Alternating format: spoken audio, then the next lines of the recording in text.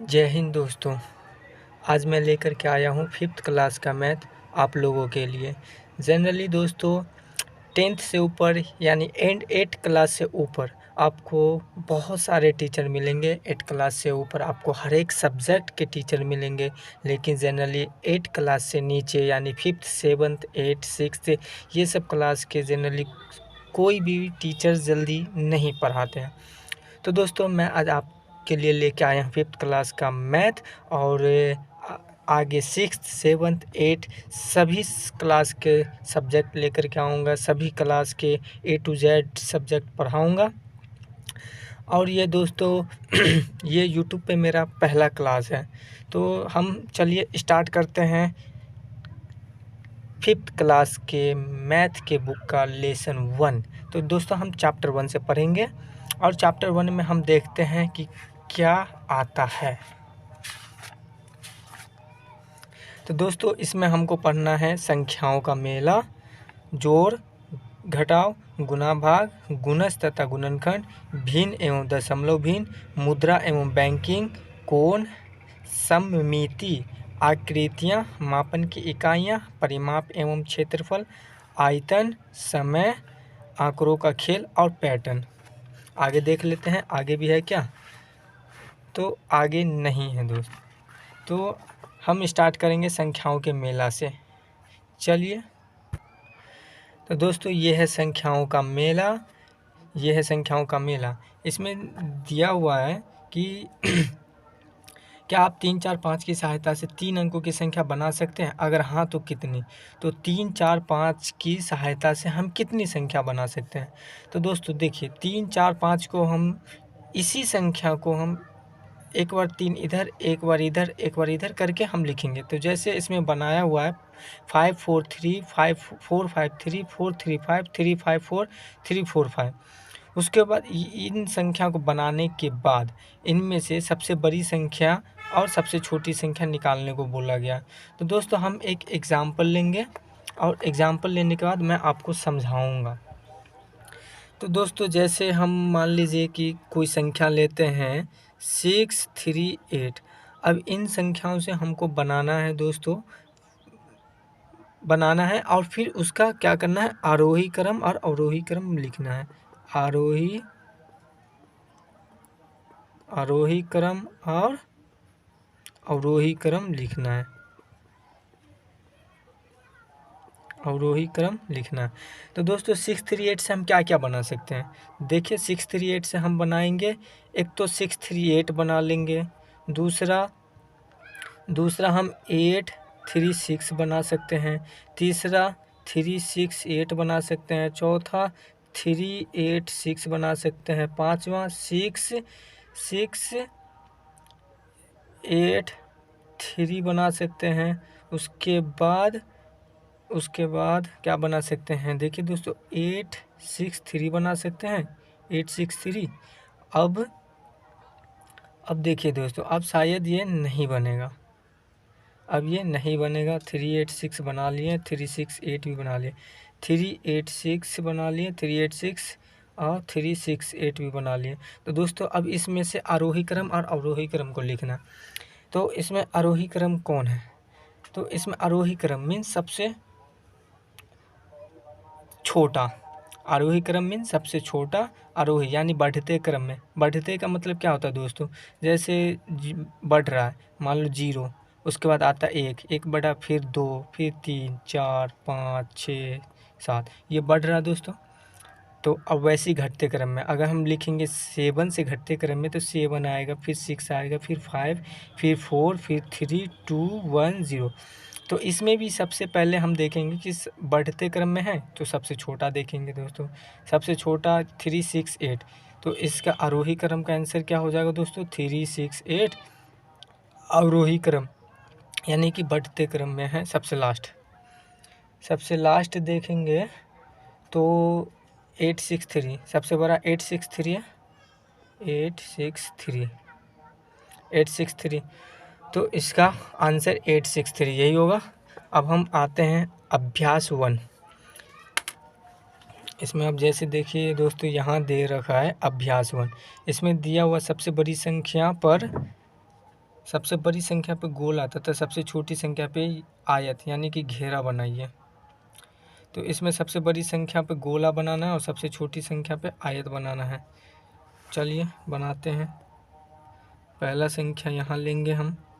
अब जैसे हैं यहाँ 87 है, 97 है और 88 है।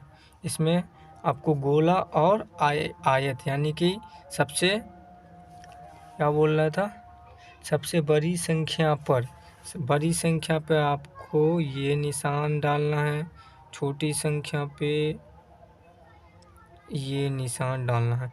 सबसे बड़ी संख्या 97, तो इस पे ऐसे कर देना है और सबसे छोटी संख्या 87, इसको हम ऐसे करेंगे। आंसर ये। तो क्वेश्चन नंबर 5 को हम देखते हैं। मैं 2 अंकों की संख्या हूँ जिसके इकाई और दहाई के अंक समान हैं, बताइए। नंबर 1, मैं कौन सी संख्या हो सकती हूँ।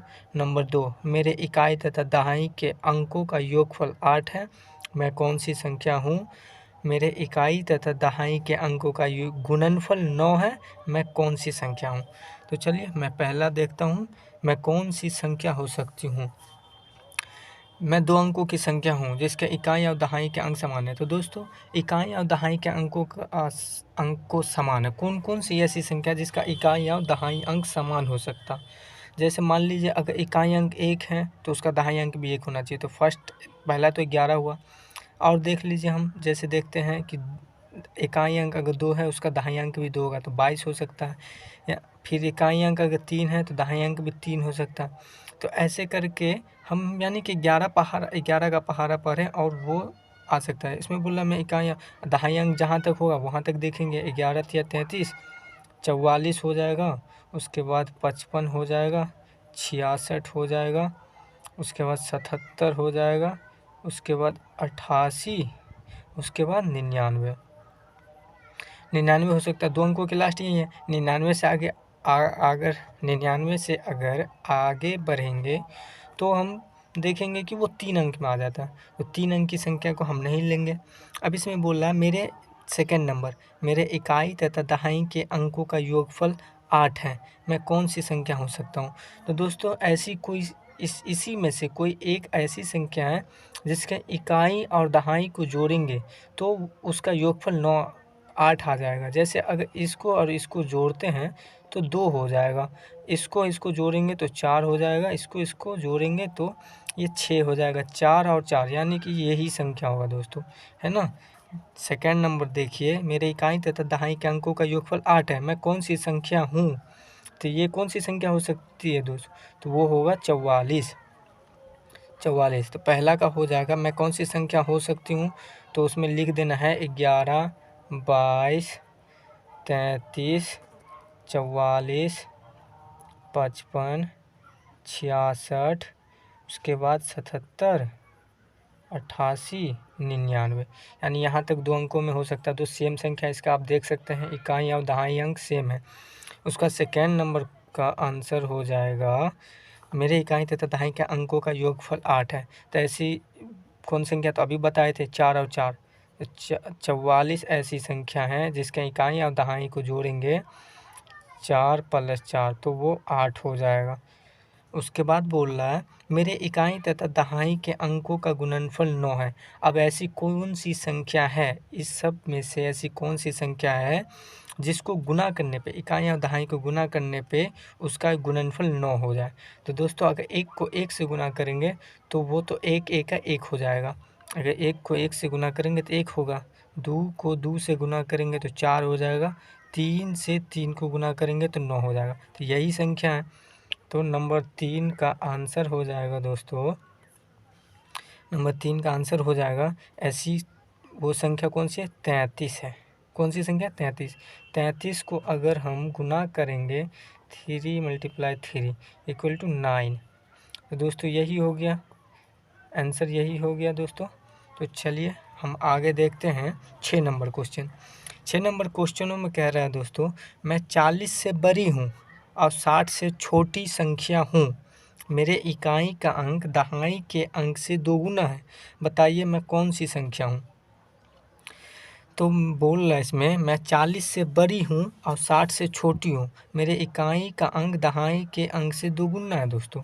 अगर मान लीजिए वो संख्या अगर 1 है तो उसका वो दहाई अंक 2 गुना है, यानी कि 2 होगा। अगर इकाई अंक अगर 2 है तो दहाई अंक 4 हो जाएगा दोस्तों।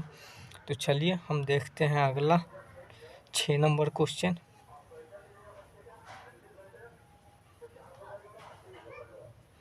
चलिए अगला क्वेश्चन देखते हैं। मैं 40 से बड़ी हूँ और 60 से छोटी हूँ, मेरे इकाई का अंक दहाई के अंक से दोगुना है। एक 40 है दोस्तों और एक 60 है। अब इन दोनों के बीच में ऐसी कौन सी संख्या है जो बोला मेरे इकाई का अंक दहाई के अंक से दोगुना है? ऐसी कोई संख्या है इन दोनों के बीच में जिसका इकाई का अंक दहाई के अंक का दोगुना है?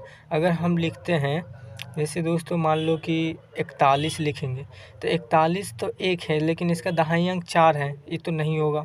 42 देखेंगे तो देखिए दोस्तों यही हो सकता है, क्योंकि देखिए इकाई अंक 2 हो गया, 2 क्या है, 2 इकाई हो गया, 2 इकाई है ना दोस्तों। आप फर्स्ट क्लास में पढ़े होंगे इकाई, दहाई, सैकड़ा, हज़ार, 10,000, लाख, 10 लाख। तो इकाई राइट साइड से फर्स्ट आता है, राइट साइड से पहला कौन सा आता है दोस्तों, इकाई, उसके बाद दहाई। तो इसमें इकाई 2 है और इकाई 2 है और उसका 2 गुना, तो यानी कि 2 गुना 4 हो जाएगा, तो ये हो जाएगा। और आगे देखते हैं दोस्तों 43, इकाई तो 3 है लेकिन इसका 2 गुना करेंगे तो 6 होना चाहिए। उसके बाद आगे देखते हैं 44, ये भी नहीं होगा दोस्तों, 4 का 2 गुना 8 होना चाहिए। 45, ये भी नहीं होगा, तो 5 25 हो जाना चाहिए। तो दोस्तों इससे आगे वो संख्या नहीं हो सकता। 40 से बड़ी और 60 से छोटी, मेरे इकाई का अंक दहाई के अंक से दोगुना है, बताइए मैं कौन सी संख्या हो सकती हूँ? तो 42 होगा, इकाई अंक 2, दहाई अंक 4, यही हो सकता है। 40 से बड़ा और 60 से छोटा भी है। तो चलिए इसका आंसर क्या हो जाएगा दोस्तों, 42। 6 नंबर का 42। अगला क्वेश्चन देखते हैं। ऐसी संख्या लिखिए जिसके हज़ार का अंक 8 और दहाई का अंक 4 और इकाई का अंक 2 है। चलिए देखते हैं दोस्तों। अगला क्वेश्चन है, ऐसी संख्या लिखिए जिसके हज़ार का अंक 8 हो, दहाई का अंक 4 हो और इकाई का अंक 2 है। तो दोस्तों इसमें दिया हुआ है 1000 बराबर 8, कितना, 1000 बराबर 8 और दहाई का अंक दिया हुआ है, दहाई बराबर, दहाई का अंक दे रखा है 4 और इकाई का अंक दिया हुआ है 2, इकाई का अंक दिया हुआ है 2। अच्छा दोस्तों इसमें से बताएंगे ऐसी, इसमें क्या नहीं दिया हुआ, इकाई से हज़ार के बीच में एक नहीं दिया हुआ, बताएंगे, बताइए। तो दोस्तों वो सैकड़ा है। देखिए इकाई, दहाई, उसके बाद सैकड़ा आता, उसके बाद हज़ार आता। तो दोस्तों जो नहीं दिया हुआ है तो हम उसको कैसे लिखेंगे? मान लीजिए इकाई लिखेंगे, तो इकाई दहाई किधर से लिखते हैं हम? दाहिने साइड से लिखते हैं। तो इकाई दहाई दाहिने साइड से लिखते हैं, तो पहला इकाई लिख देंगे 2, फिर अगला लिख देंगे इकाई के बाद दहाई। चलिए दहाई भी लिख दिए। अगला दहाई के बाद क्या होता है दोस्तों, सैकड़ा होता है। सैकड़ा तो हमको नहीं दिया हुआ है, तो सैकड़ा नहीं दिया हुआ है तो उसको हम ऐसे फ़िलहाल अभी छोड़ दे रहे हैं। और हज़ार की जगह पे 8, तो दोस्तों यहाँ पे कितना होगा, यानी कि ये 8042 हो गया। तो दोस्तों मतलब 100 नहीं है तो 100 की जगह हम 0 डाल देंगे, तो ये डायरेक्ट 8042 हो गया। अगर 100 की जगह रहता है 100, 200, 300, तब हम एक के 0 की जगह 1, 2, 3 जो दिया हुआ रहता वो उतारते, लेकिन यहाँ तो दिया ही नहीं कुछ, तो यानी कि ये डायरेक्ट 8042 है। ठीक है दोस्तों, चलिए तो इसका आंसर क्या हो जाएगा, यही हो जाएगा 8042। अगला क्वेश्चन देखते हैं दोस्तों, क्वेश्चन नंबर 8।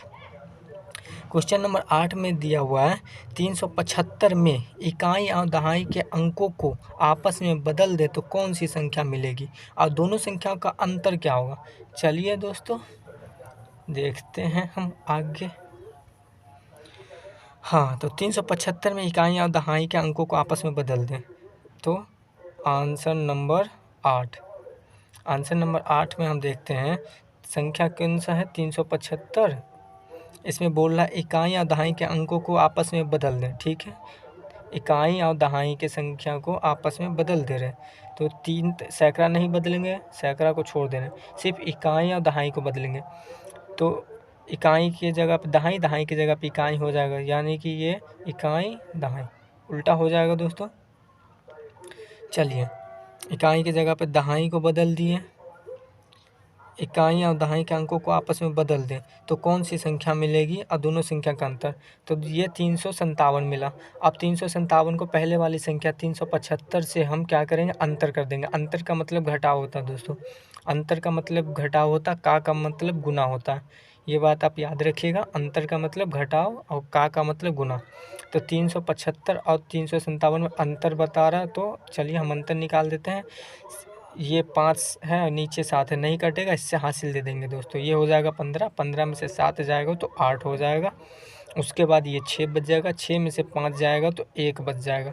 यानी कि इसका क्वेश्चन जो, इसका आंसर जो हो जाएगा दोस्तों, ये 18 हो जाएगा, यानी 18।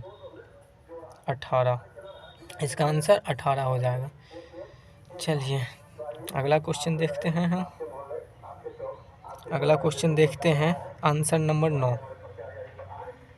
आंसर नंबर 9 देखते हैं। 400 से 500 के बीच ऐसी संख्या लिखिए जिसके इकाई का अंक 3 और दहाई का अंक 5 हो। 400 से 500 के बीच की ऐसी संख्या लिखिए जिसके इकाई का अंक 3 और दहाई का अंक क्या हो, 5 हो। चलिए 400 से ऊपर और 500 से नीचे लिखना है। 400 से ऊपर और 500 से नीचे लिखना है। चलिए इन दोनों के बीच का लिखना है। तो ऐसी कौन सी संख्या हो सकता है यहाँ पे, तो 400 और 500 के बीच की संख्या है, तो ऐसी कौन सी संख्या हो सकता है जिसका इकाई का अंक 3 हो जाएगा, दहाई का अंक 5 हो जाएगा। और यहाँ पे क्या लिख सकते हैं आप बताइए। 1 लिखेंगे तो ये 400 से नीचे हो जाएगा दोस्तों, 2 लिखेंगे तो भी नीचे हो जाएगा, 3 लिखेंगे तो भी नीचे हो जाएगा। अगर हम 4 लिखते हैं तो ये 400 से ऊपर भी हो जाएगा, 500 से नीचे भी हो जाएगा। अगर 5 लिखते हैं तो 500 से ऊपर हो जाएगा, यानी कि ये कितना हो जाएगा, 453 हो जाएगा। इसका आंसर 453। कोई दिक्कत दोस्तों तो आप कमेंट में बता सकते हैं, मैं उसका जवाब आपको जल्द से जल्द देने की कोशिश करूँगा। चलिए अगला क्वेश्चन देखते हैं दोस्तों। आज के लिए यही क्वेश्चन लास्ट हो जाएगा अपना। तो क्वेश्चन नंबर 10 है। मैं 2 अंकों की संख्या हूँ, मेरे अंकों का योगफल 7 है, बताइए मैं कौन सी संख्या हूँ। कोई 2 अंक की संख्या है और उसके अंकों का योगफल कितना है, 7 है। बताइए मैं कौन सी संख्या हो सकती हूँ। 2 अंकों की संख्या है और अंकों का योगफल जो है वो 7 है। चलिए देखते हैं अंकों का योगफल। मैं दो अंकों की संख्या हूँ, मेरे अंकों का योगफल 7 है। तो 2 अंकों की संख्या है, 2 अंकों की संख्या एक कितना हो सकता है दोस्तों, और अंकों का योगफल 7 आना चाहिए, यही ना। बताइए मैं कौन सी संख्या हूँ। 2 अंकों की संख्या दोस्तों देखिए, 2 अंकों की संख्या अगर लेंगे हम तो 1 2 लेते हैं तो 3 हो जा रहा, 2 3 ले रहा, 4 5 कुछ भी ले रहे हैं। तो ये अगर मान लीजिए कोई संख्या लिया 1 2 तो कितना हो गया, 3। फिर 2 3 ले रहे हैं तो ये कितना हो जा रहा, 5। 4 5 ले रहे हैं तो 9 हो जा रहा। बल्कि हमको कितना चाहिए दोस्तों, 7 चाहिए। तो 7 लेने के लिए हमको क्या चाहिए, तो 25 हम ले सकते हैं दोस्तों। 2 और 5 को जोड़ने पर 7 हो जाएगा, ठीक है ना दोस्तों। कितना, 7। देखिए 7 को अगर हम क्या करेंगे, इसको हम जोड़ेंगे तो क्या हो जाएगा, 7 हो जाएगा। तो 2 अंकों की संख्या कौन सा है, ये 25 हो सकता है, 25 हो सकता है। बताइए मैं कौन कौन सी संख्या। अच्छा कौन कौन सी संख्या बोला तो दोस्तों, एक 25 भी हो सकता और एक 52 भी हो सकता है। इस दोनों को भी जोड़ने पे कितना हो जाएगा, 7 हो जाएगा। चलिए हम देखते हैं कौन कौन सी संख्या हो सकता। तो एक 52 हो सकता है, 7, 25 हो सकता है, 7। उसके बाद 27 हो सकता है, सॉरी 27 नहीं होगा, 43 हो सकता है, 34 हो सकता है, 3 और 4 7 हो सकता। और देखिए दोस्तों बताइए कौन कौन सी संख्या हो सकता है। अच्छा 6 और 1 भी हो सकता है दोस्तों, 6 और 1, 1 और 6 हो सकता है ना। और देखिए शायद यही संख्या होगा। उसके बाद 5 2 हो गया, 2 5 हो गया, 4 3 3 4, 6 1 1 6। उसके बाद हो गया दोस्तों। तो ये कौन कौन सी संख्या हो सकता है? 52 25 43 34 61 और 16, यही संख्या हो सकता है दोस्तों। चलिए अगला हम देखेंगे दोस्तों, अगले क्लास में हम देखेंगे अभ्यास 2, और अभ्यास 2 का फिर हम पूरा अभ्यास 2 ख़त्म करेंगे। और वीडियो अच्छी लगी हो तो दोस्तों लाइक कर दीजिएगा और सब्सक्राइब भी कर दीजिएगा। ऐसे ही आपको 8 क्लास से नीचे की जानकारी के लिए ऐसे ही चैनल को सब्सक्राइब कर लीजिए। आपको 5th class 6th class 7th class 8th class के A to Z सब्जेक्ट लेकर के मैं आने वाला हूँ। और आप बताइए आपको साइंस चाहिए, साइंस भी पढ़ाऊँगा, मैथ भी पढ़ाऊँगा, और पहले मैं 5th पढ़ाऊँगा। अगर आप लोग 6th का बोलते हैं तो 6th भी पढ़ाऊँगा दोस्तों। एक ही बार मैं 5th और 6th दोनों क्लास को एक ही बार लेकर के चलूँगा। तो चलिए हम मिलते हैं अगले वीडियो में। बाय।